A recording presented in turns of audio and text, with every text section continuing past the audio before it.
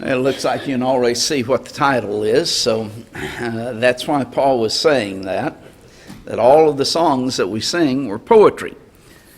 Well, that's true. In fact, all of the songs in the songbook are basically poetic, or poems. As far as Western poetry, there's a difference. Oriental poetry, though, and that's inclusive of Hebrew or biblical poetry, is a great deal of difference between what we think of as poetry. And what we have as our poetry is Western poetry as opposed to Eastern or Oriental poetry.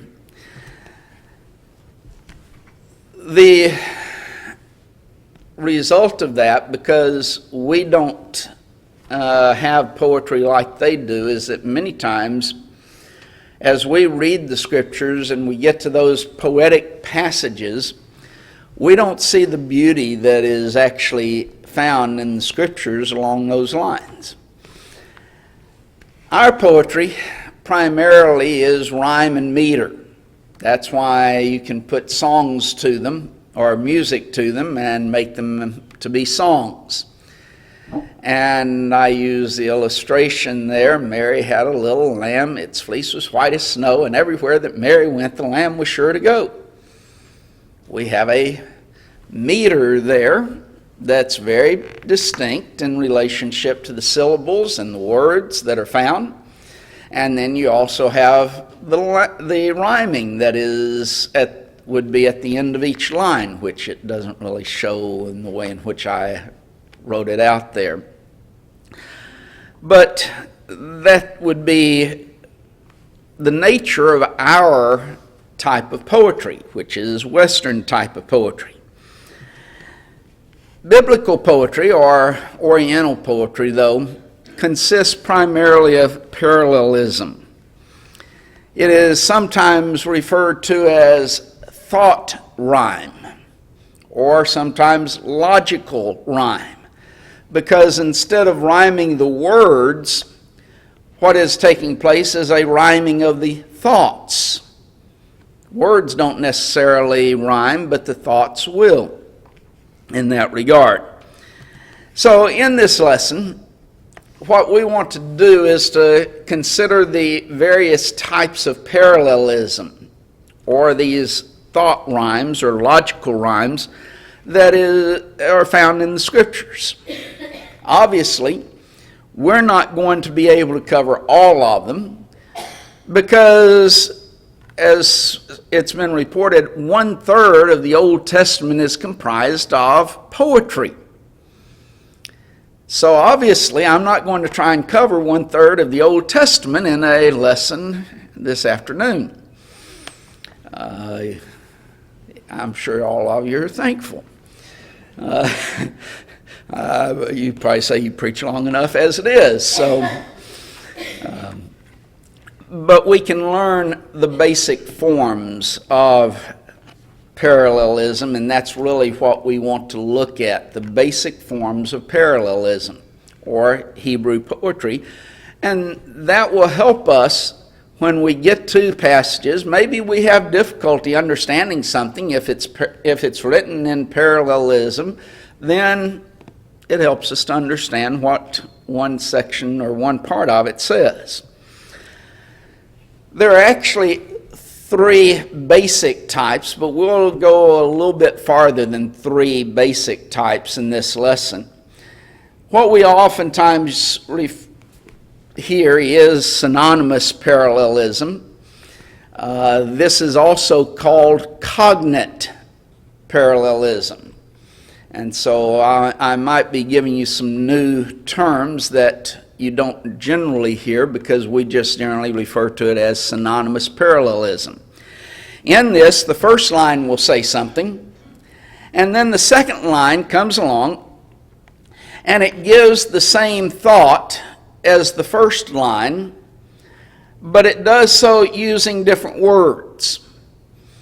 Now, and sometimes, and if you remember when Brother Tim was going through Ecclesiastes, he would mention that there's or Proverbs, I mean. Yeah, Paul's going through Ecclesiastes. Tim went through Proverbs. Tim took a whole lot longer time, but Tim would talk about many times that there was a different slant or idea. The emphasis was a little bit different. Well, that's true in some respects, but it's basically saying the same thing. It's just giving it in different words. Let's look at a couple of examples. In the 15th Psalm in verse 1, Lord, who shall abide in thy tabernacle? Who shall dwell in thy holy hill?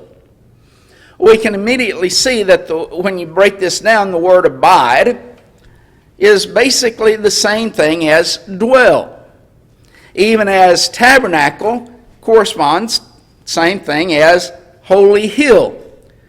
Now then, could there be a little bit of difference between simply abiding and dwelling? Well, yes, if you want to look at it that way and dig into those words a little bit. But it's expressing the same thing. When you look at the word tabernacle as opposed to holy hill, well, it doesn't, obviously they don't mean the exact same thing. Is there a little bit different aspect that's being presented? Well, he's using different words to express the same thought. And that's why it's referred to as thought rhyming. But it's parallel. It's saying basically the same thing using different words. Another passage would be in Psalm 36 and verse 5.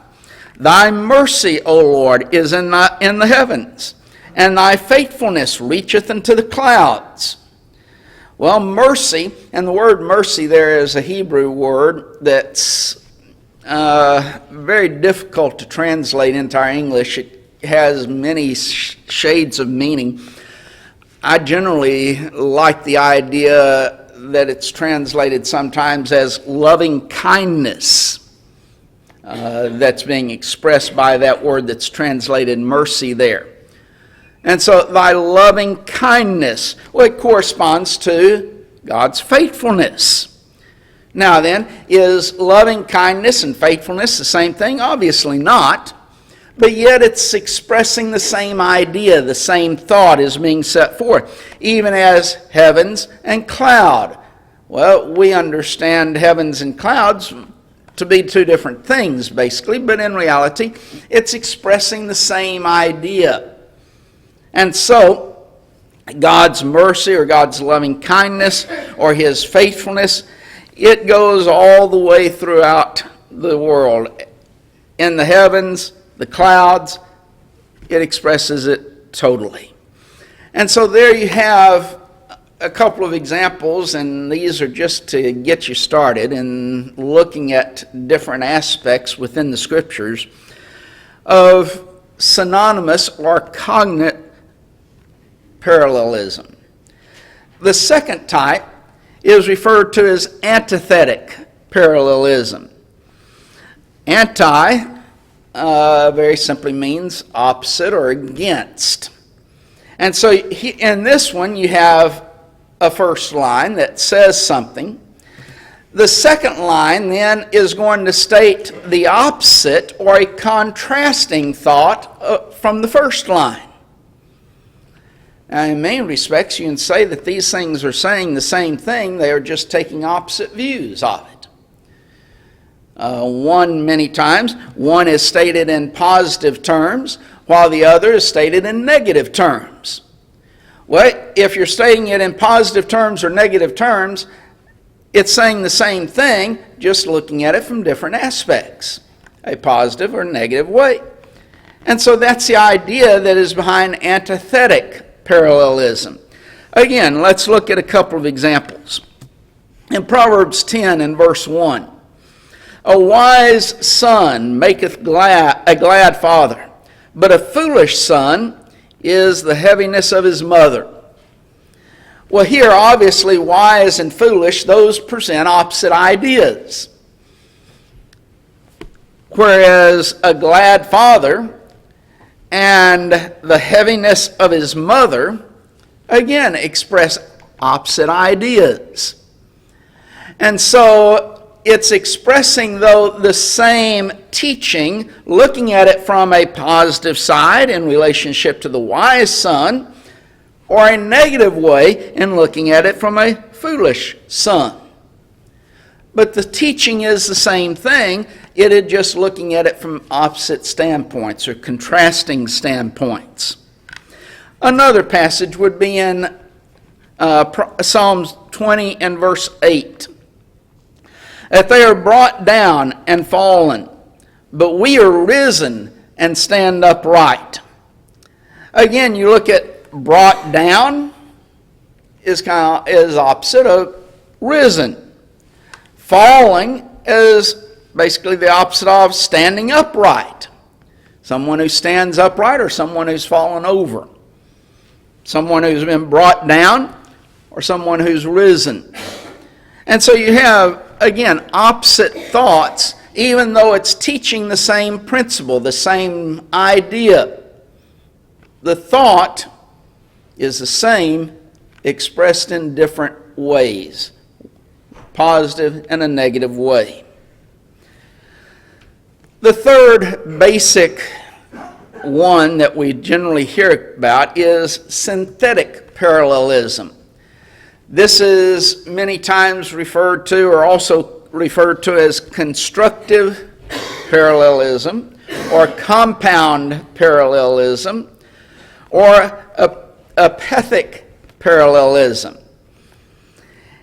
In this, you have the first line, again, will say something. You will have a statement in the first line.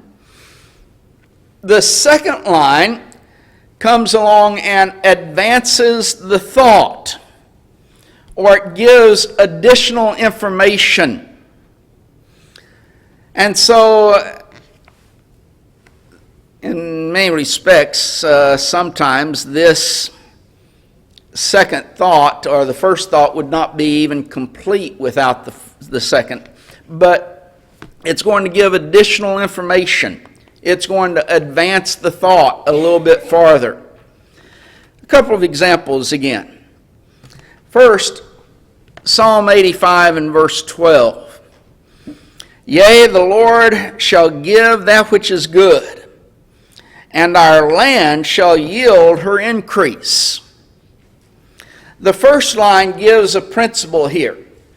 God is going to give that which is good.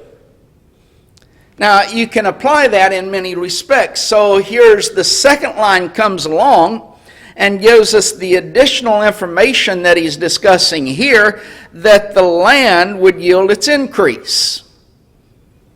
Now, if he was talking about something else, he could have added a second line that would have been different from this line and expressed additional thought regarding that subject. But here he's dealing with, here's God is good. He gives that which is good. There's your principle. Then the additional thought, the land is going to yield its increase. In Proverbs 15 and verse 3, it says that the eyes of the Lord are in every place, beholding the evil and the good. And so the first line tells us really one of the aspects or the characteristics of deity. God's eyes are in every place. In other words, he is omnipresent. He is in every place. But then the second line gives us additional information. And it's an important passage because a lot of times we might even omit this second verse in our thinking if Solomon had not stated it. That is, God sees both the evil and the good. In other passages, we see that God's eyes are upon the righteous. His ears are open unto their prayers, but the face of the Lord is against them that do evil, for example, in 1 Peter 3 and verse 12. And so we might get the mistaken idea that God doesn't see the evil. His face is against them. But now then, Solomon lets us know the omnipresence of God, that he sees everything. Not just the good, but now then he also sees the evil. And so he's giving us additional thoughts, additional ideas, or additional information as to, in this case, the very nature of God and his being truly omnipresent. And so we gain information through that second line. Well, that's synthetic parallelism. Those really are the ones that we generally talk about. Then there's some others that we don't like to talk about because they're a little bit more difficult. Especially this one, chiastic or introverted parallelism. In this, you have two lines. They contain two corresponding phrases in each line with different words.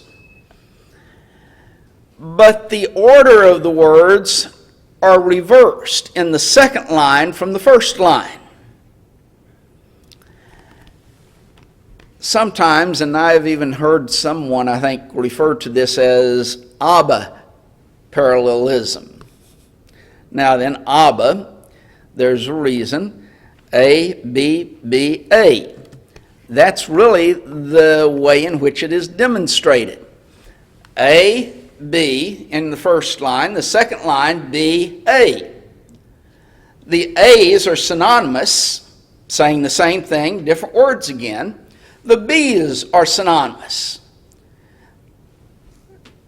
Generally speaking, the A's and B's are going to be antithetic to each other.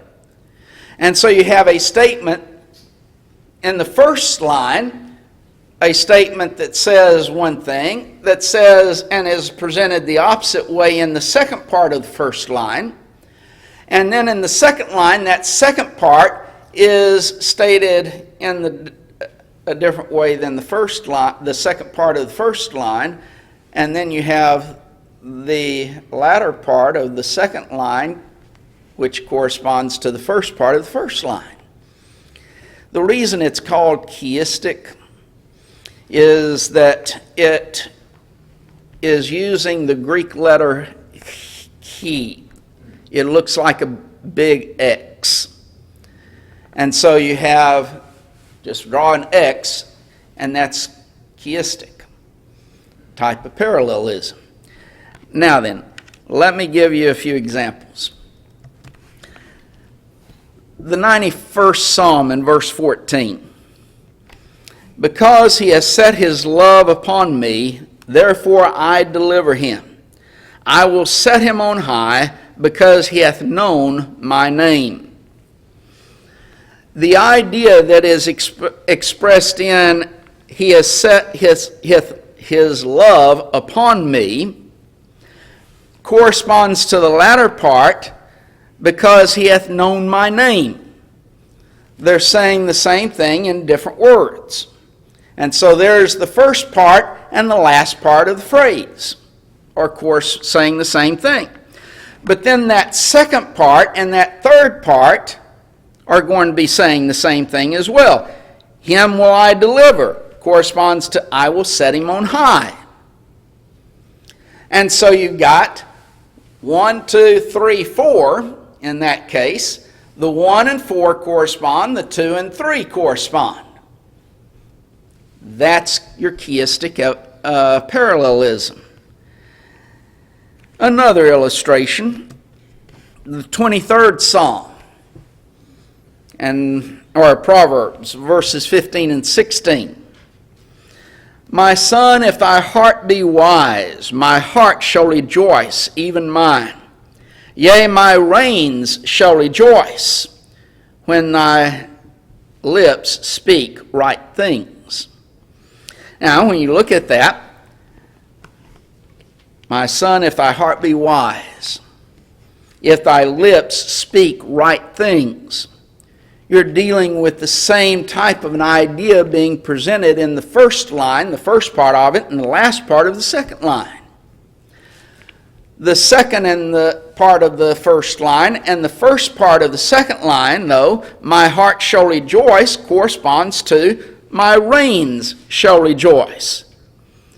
Well, if we didn't understand that last part, my reins shall rejoice, what's he talking about there? All I have to do is go back to the latter part of the first line, my heart shall rejoice. That's what he's talking about, except he expresses it with my reins shall rejoice. It's the same idea, the heart and the reins. One other illustration of this one, and this one's found in the New Testament actually, and that is 1 Timothy 3, verse 16. Without controversy, great is the mystery of godliness. Now notice, this one has 6 parts. God was manifested in the flesh, justified in the Spirit, seen of angels, preached unto the Gentiles, believed on in the world, and received up into glory. Now then, basically when you have these 6 parts, you have 2 X's. 1, 2, 3, 4, 5, 6. And so you have 2 X's that would be there. And so when you look at it, the idea that God was manifested in the flesh corresponds to preached unto the Gentiles and corresponds to believed on in the world. Then the second part, or that second and third part, correspond along with the 6th part. Justified in the Spirit corresponds to seen of angels and corresponds to received up into glory. Now then, I'll introduce an aspect here. This is progressive in nature. Now then, as I say, we'll get to that in a couple of minutes, because so far in all of the others we've dealt with the basic forms. This one's progressive in nature as opposed to being basic chiastic parallelism. So just remember that as we come back to it. The next type is emblematic parallelism.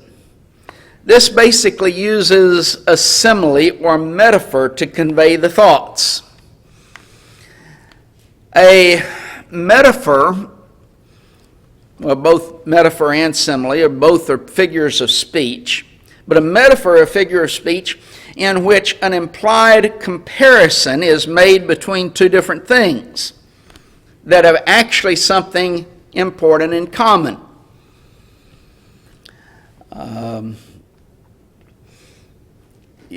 You could say that, I'll use Paul as an example.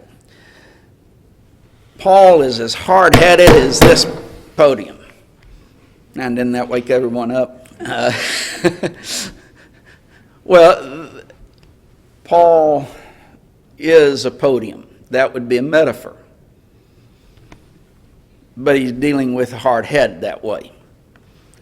You have placed the individual in that situation as, or you placed it being that object. A simile is like or as that. Paul's is likened to a podium.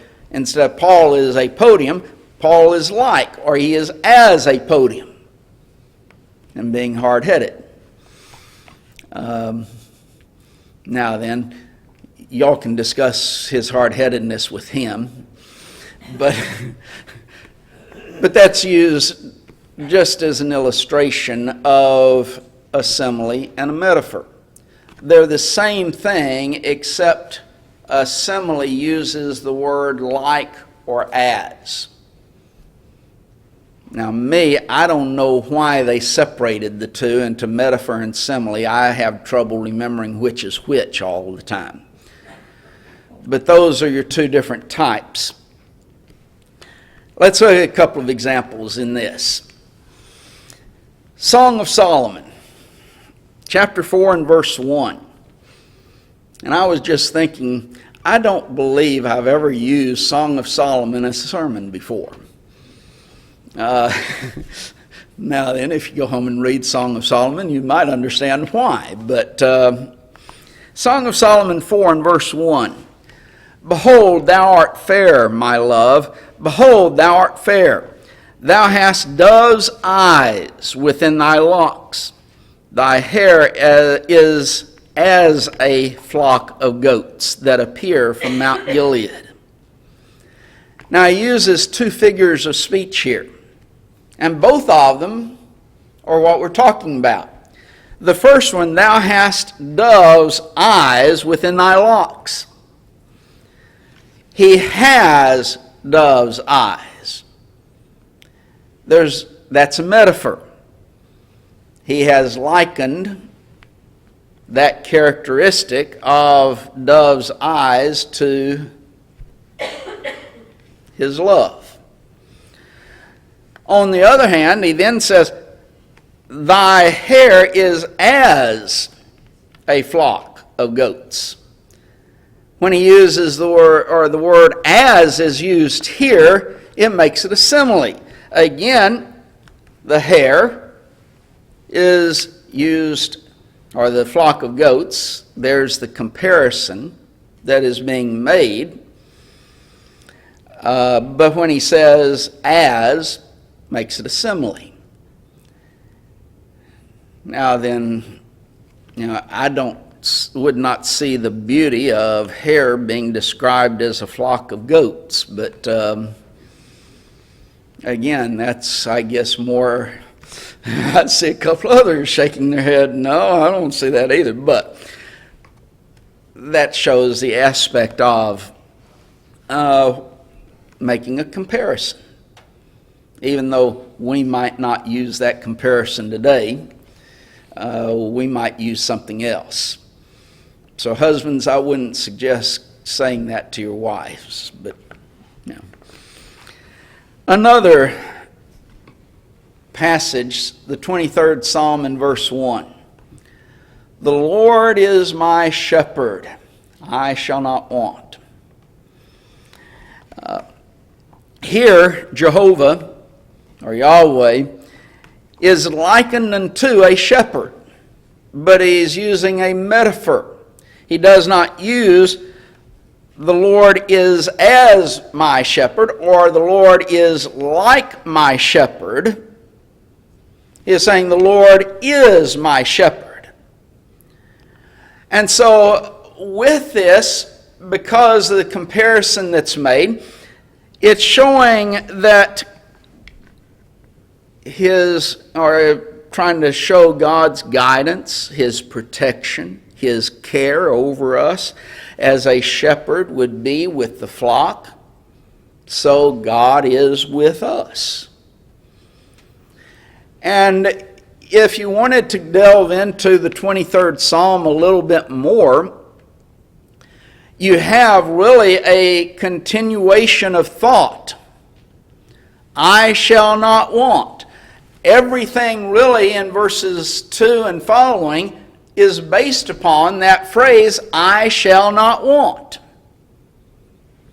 And so he is expanding, synthetic parallelism, the thought of I shall not want. Now then you can go home and study that yourself. But he uses a metaphor to God, or Jehovah is my shepherd. In Song of Solomon 2 and verse 9, we have a simile here.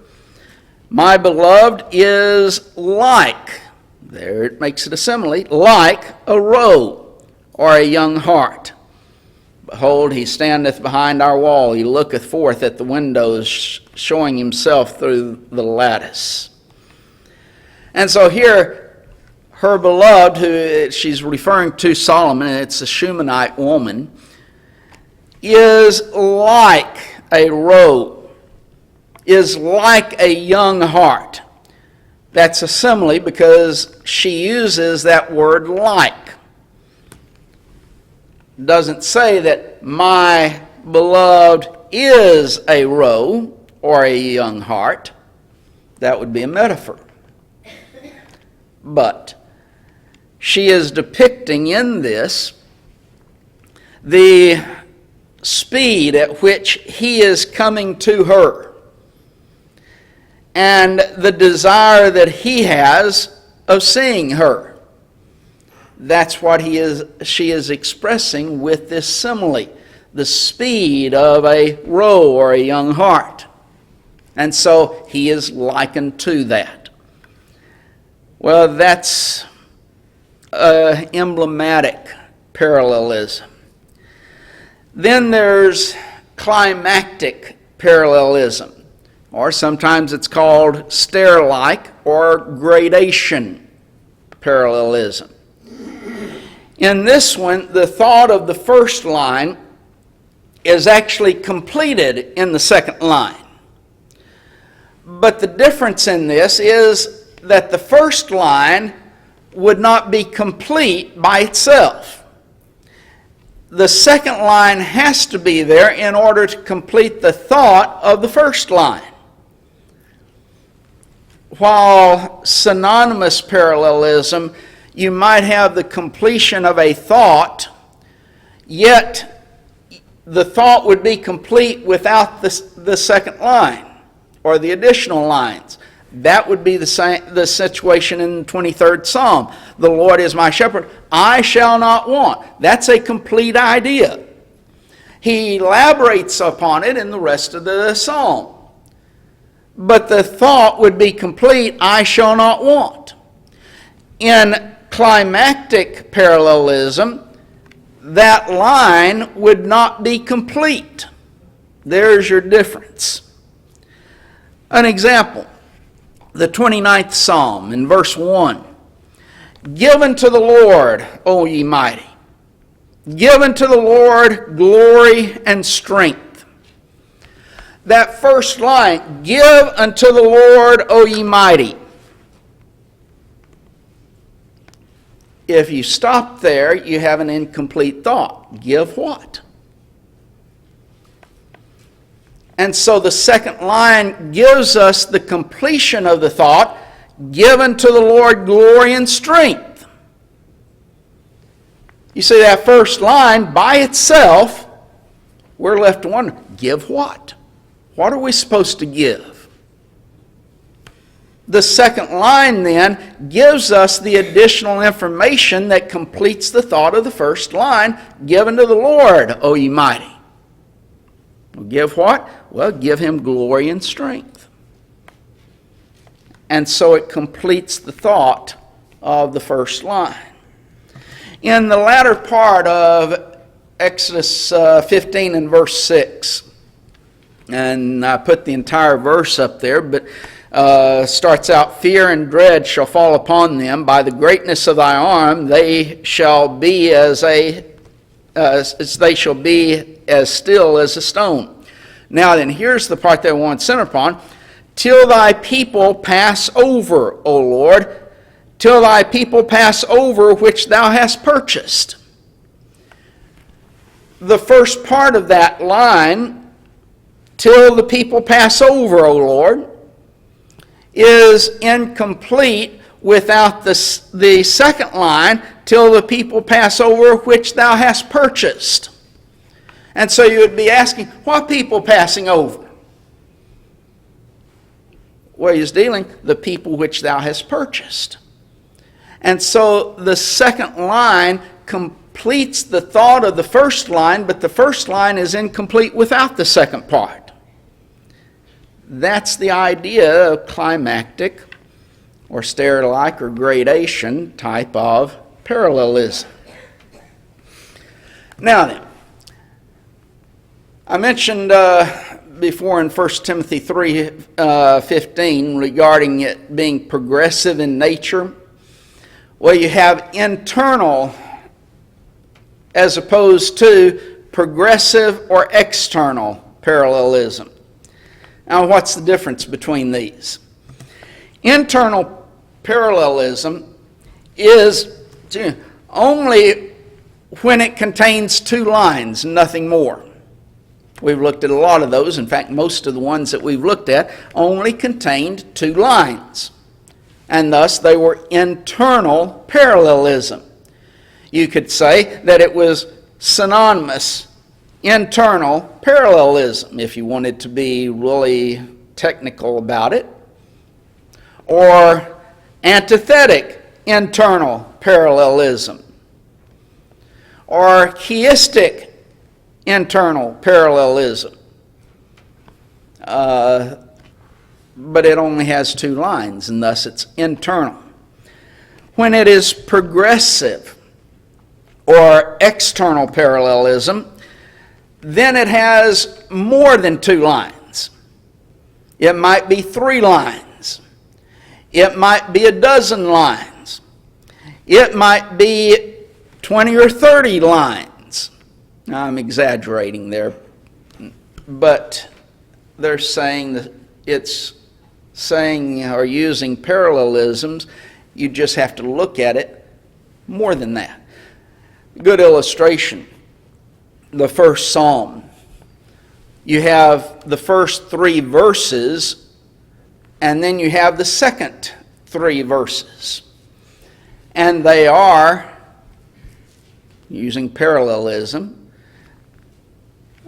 giving synonymous or synthetic parallelism, but it's progressive in nature because there's more than just 2 lines. And then within that, if you look just at those first 3 verses, you have different ones. The first verse is synthetic progressive parallelism. Why? Because you have 3 thoughts in each one, giving that completion or giving additional information.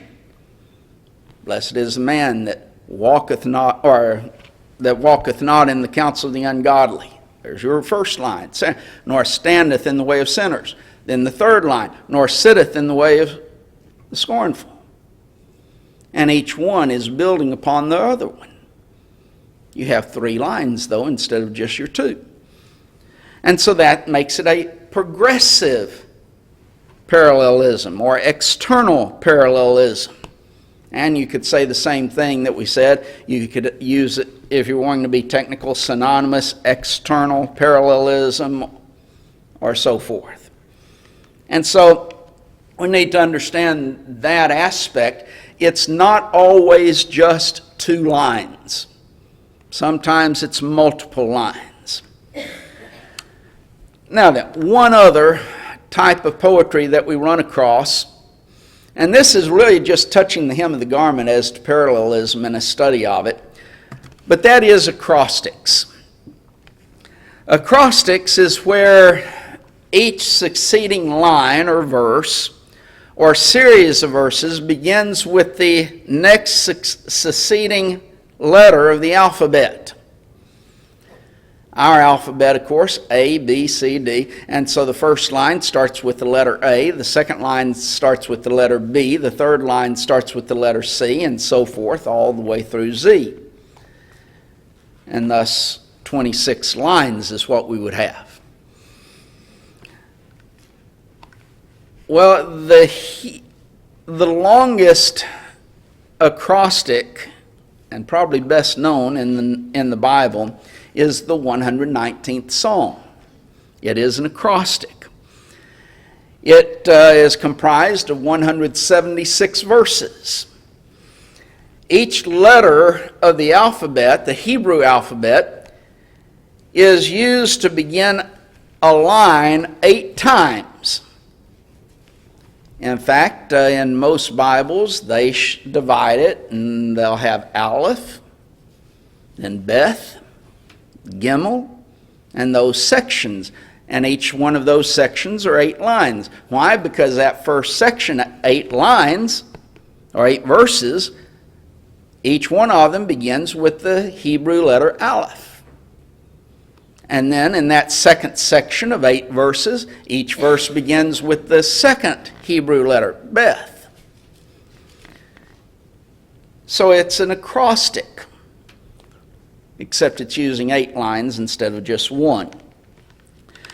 The Hebrew alphabet has 22 letters. So if a psalm has 22 verses, or a multiple of 22 verses, then there's a good possibility, not always the case, but there's a good possibility that it's an acrostic. Now then, of course, acrostics do not really come over into translation. How could they come across as far as translation is concerned from one language to another language? We have 26 letters in our alphabet. The Hebrew only had 22.